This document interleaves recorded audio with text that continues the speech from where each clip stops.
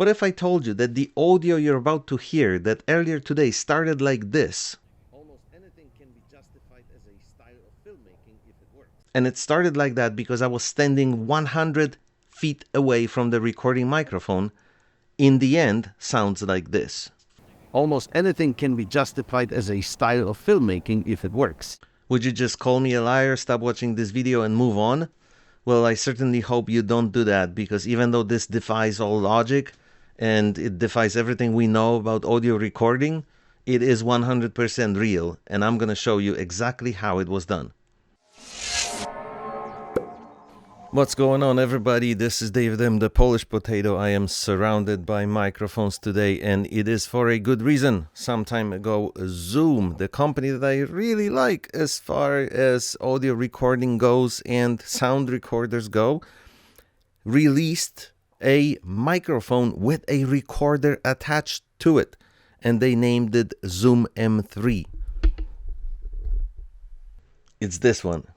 The main selling point for this microphone is that it allows you to record raw audio, and that means you do not have to adjust gain while recording. You can do that afterwards, which is really crazy for someone like me, because if you are an audio recordist, when you're on the job, you're always trying so hard to nail that gain setting so that you have perfect levels.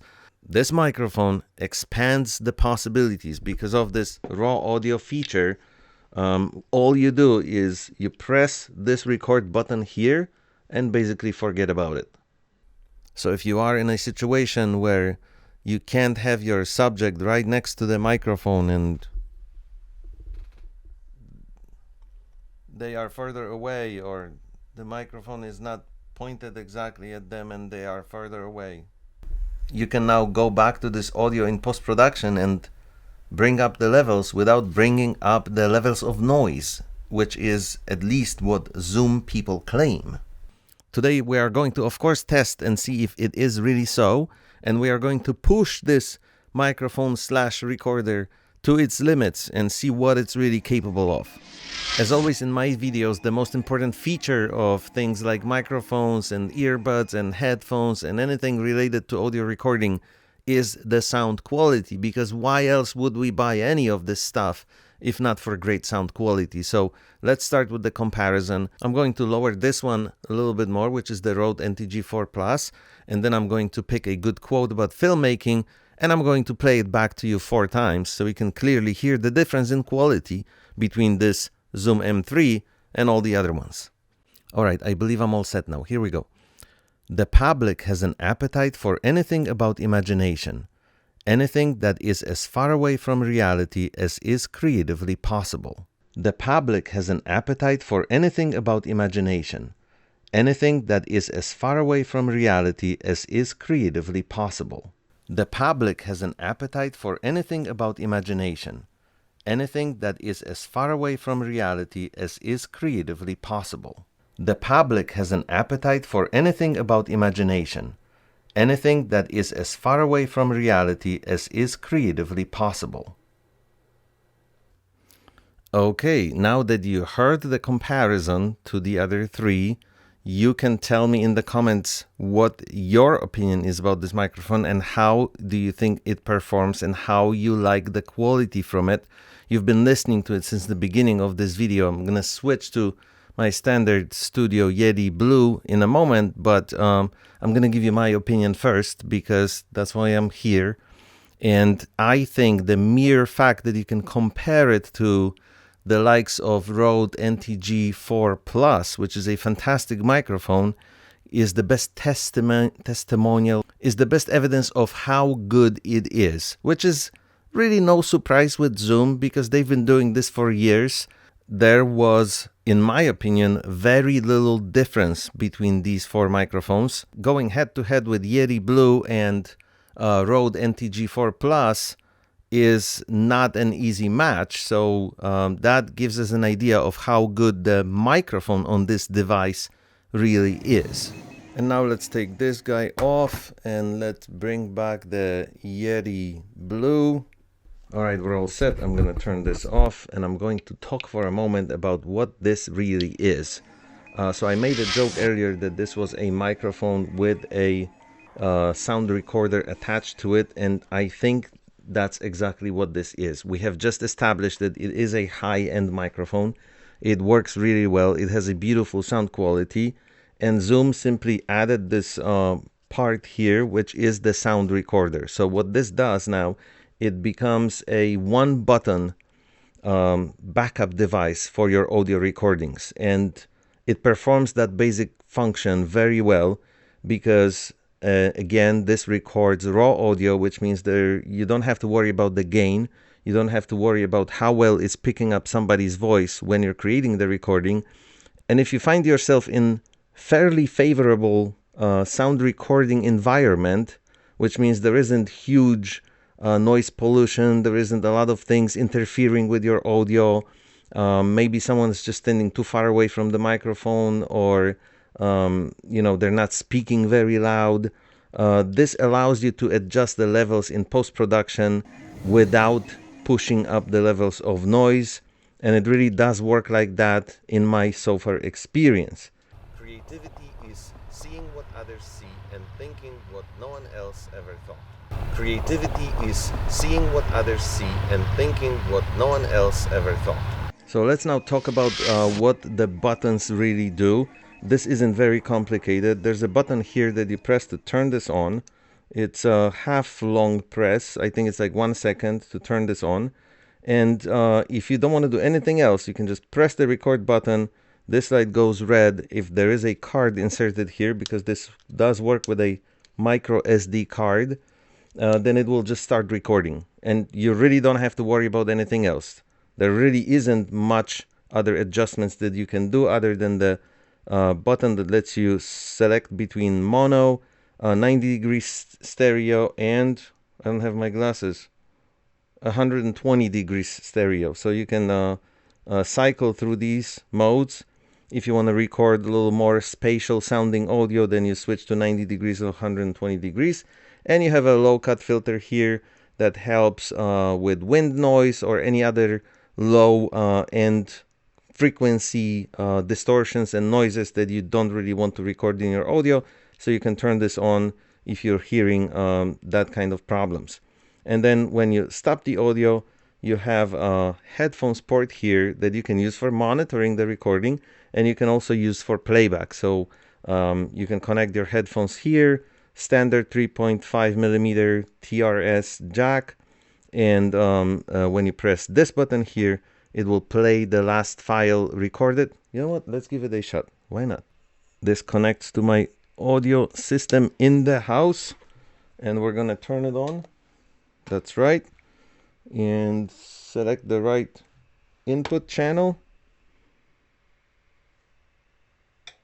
Here we go. And now I'm gonna press play, and let's see what happens. I have speakers here that you can't see, but they are on both sides. Press the record button. This light goes red if there is a card inserted here, because this does work with a micro SD card. I was making too many noises, touching all over the place here, but it works. You can play back the file that you just recorded. There are also, I can disconnect this now, right? Plus and minus buttons here that allow you to adjust the volume of the playback. So if you don't hear correctly in your headphones what you're playing back, you can go plus, plus, plus, plus, plus, and then you're going to be hearing it better. The other side has out to the camera or to your other recording device. So while this is recording internally, you can also connect this straight to your camera or to another sound recorder. So this is basically your line out, and you can record that audio for additional backup, or if you want it straight in your video file, if you don't want to mess with syncing your audio afterwards, then this is what it's for.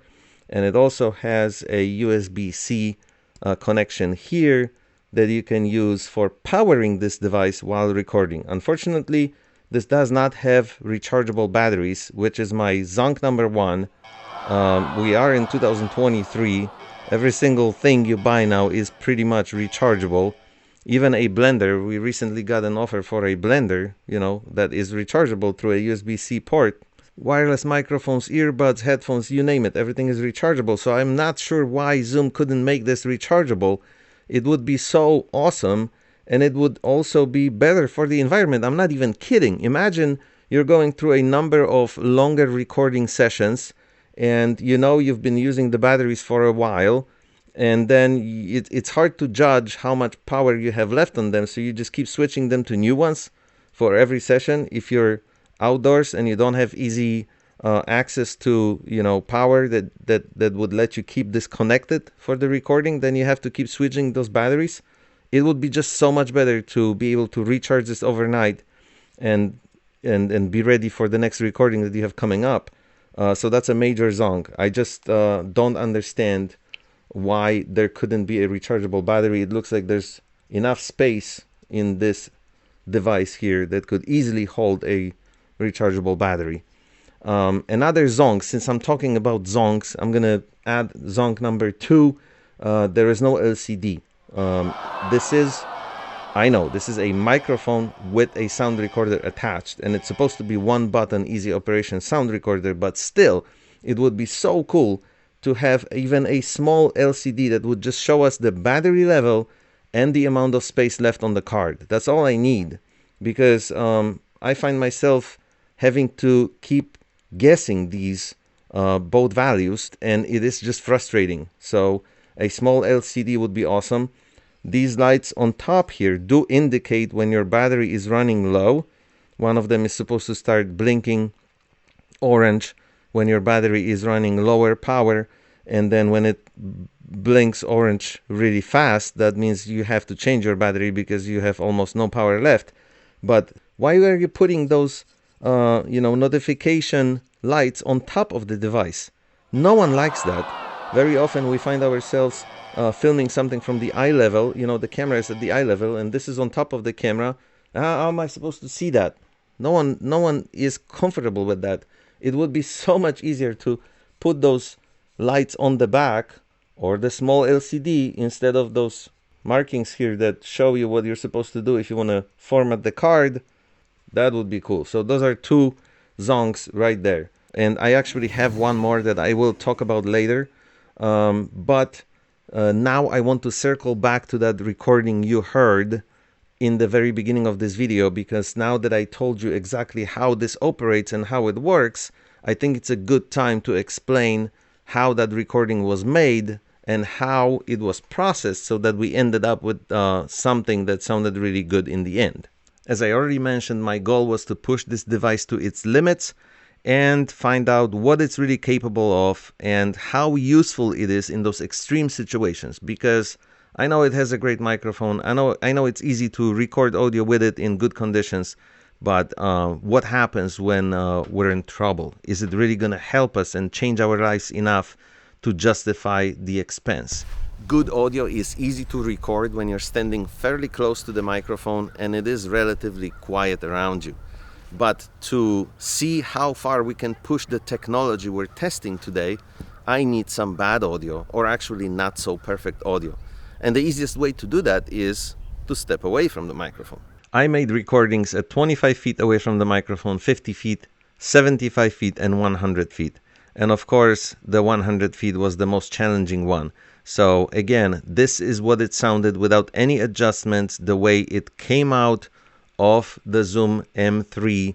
This is the basic wave file, not the raw audio, although they do sound the same when you first start looking at them and listening to them after downloading them from the card. But this is what it started with. Almost anything can be justified as a style of filmmaking if it works. Using the app that Zoom M3 comes with and bumping it by plus 24, almost, not exactly 24, I was able to get this. Almost anything can be justified as a style of filmmaking if it works. And then I took it to Adobe Audition and I applied additional equalizer settings to it, bumping it even farther. At the same time, I reduced lower frequencies because that's where all this background noise can be heard mostly, and that actually made a lot of a difference. Almost anything can be justified as a style of filmmaking if it works. In the very end, and this has the least to do with the actual Zoom M3 and how it works, I did process this file with the free Adobe Speech Enhancer And that's what brought me to the final result that you heard in the beginning of this video. Almost anything can be justified as a style of filmmaking if it works. This completes the story of the crazy audio file that you heard in the beginning of this video. If you have any additional questions about it, please go ahead and ask in the comments. I'm happy to chat about all aspects and all details of processing this file and what else M3 can be good for in extreme situations. Before I finish this video, I have two more things to mention. One is really good, and one is another ZONK, unfortunately. I'm sorry there is another ZONK, but I wouldn't be a great reviewer if I wasn't honest. And this is my honest opinion about working with the Zoom M3. So let's start with the highlight, with the good thing, and that is this unit is completely portable and it is standalone solution for your audio recordings because it doesn't require any cables. If you put fresh batteries in it and a fresh card, it literally is one button operation and it will let you create very nice, very high quality audio wherever you are without having to connect it to anything and without worrying about, you know, is my audio clipped? Is my audio not loud enough? You don't have to worry about anything. So that is really cool that it is a great microphone, but also a standalone sound recorder with one button operation. The third ZONK in this interview is the app that it comes with, because what is it? Why is it so rudimentary? This is my problem. It has an okay interface. I know you can change the levels. I know you can adjust how spatial and three-dimensional your audio is going to sound by changing the amount of stereo applied in post-production. So you don't have to record it in stereo and you can just add that in post. That is great. But where is the waveform editor? Where is the ability to process just a small portion of the recorded audio? If I have a 2-hour long audio file and I know my problematic section is only 12-second long, I don't want to process the entire file every single time and then look for that 12 seconds. I want to see it in the waveform editor and cut out the portion I need and just process that with the boosted settings instead of having to wait, because you actually have to wait. And that's another, part of this third ZONK. There is no progress bar. There is no indication whether this file is actually processing or the app is frozen. This is just mind-blowing to me because we are in 2023 and I just can't understand why this app is so rudimentary and so basic.